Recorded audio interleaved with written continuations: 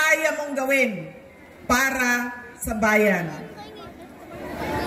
Kailangan ko banggitin na ang congressman ninyo dito sa distrito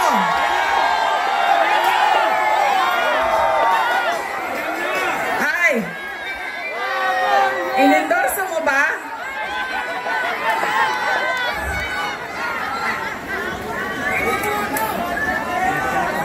Yan an example, ang sample ng automatic yung boto natin, sikat, endorse ng sikat, galing sa pamilya ng mga politiko Duterte yan, boto natin yan.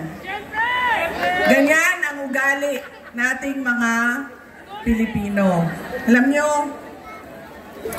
yung congressman nyo, si Joel Chua ba yun?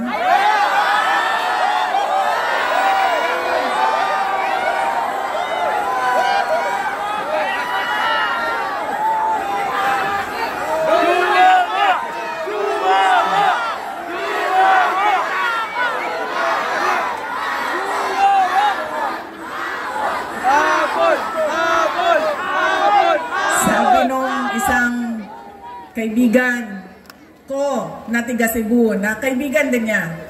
Sabi niya, pare, bakit mo naman ginaganyan si Sara? Wala naman niyang ginawa sa iyo. Sinisira mo ang pangalan.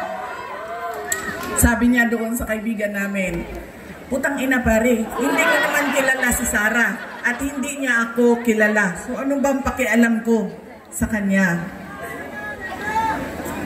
Putang ina rin. Nandito ako ngayon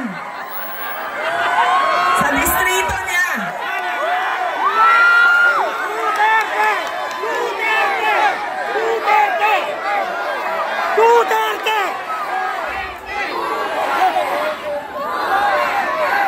Duterte! Nagpapakilala ako sa inyong lahat. Ako si Sara Duterte. Kaya ko makipag-away sa kanal. Duterte!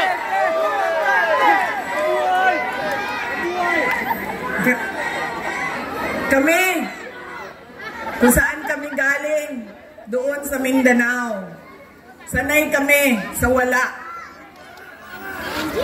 Kaya, walang mawawala sa akin kung dalhin ko ang away na ito dito sa kanal ng distrito ninyo. Duterte! Duterte!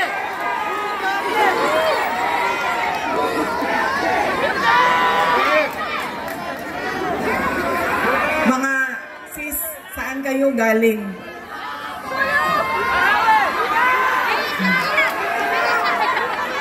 Kinsay mga taong sugdiri? Mga Maranao.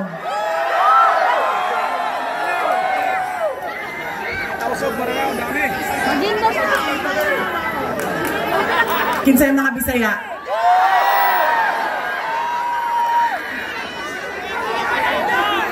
Ayaw mong kalimot ha, pag-abot sa adlaw sa pinili ay butangin na ninyo og zero si Chua.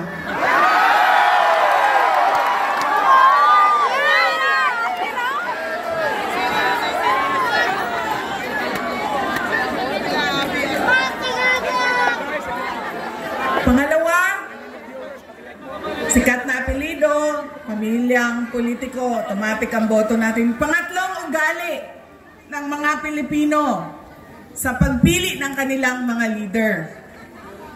Kung sino yung may pera at bumibili ng boto, ay ibinibigay natin ang ating pagkatao sa kanila.